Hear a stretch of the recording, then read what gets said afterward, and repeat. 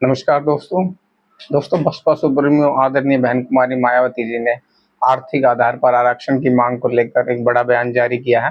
साथ ही जातिवाद पर भी सवाल उठाए।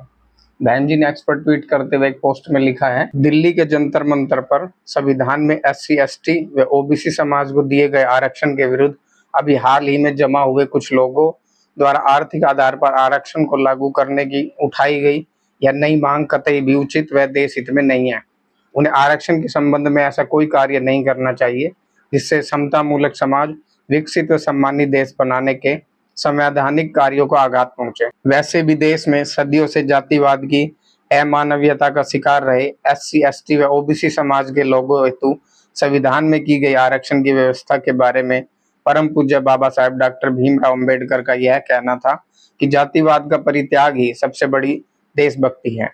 अतः लोग सही देशभक्ति का परिचय ज्यादा दे तो यह उचित होगा।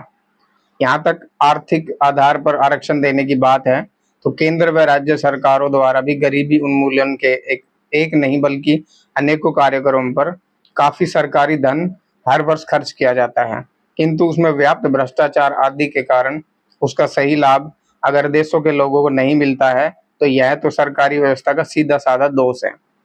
इसके अलावा आर्थिक आधार पर आरक्षण की नई व्यवस्था भी देश में लागू है, जिसका भी सही लाभ अपर कास्ट समाज के गरीब परिवारों को नहीं मिल पा रहा है, बल्कि इसमें छलावा अधिक है।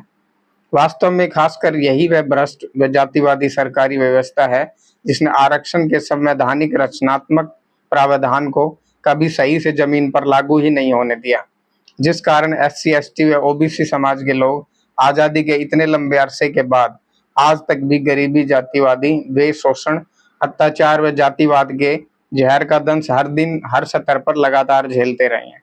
अतः सभी सरकारें भी आरक्षण विरोधी तत्वों को शरण व संरक्षण बिल्कुल ना दें तो यह व्यापक देश व जनहित में होगा।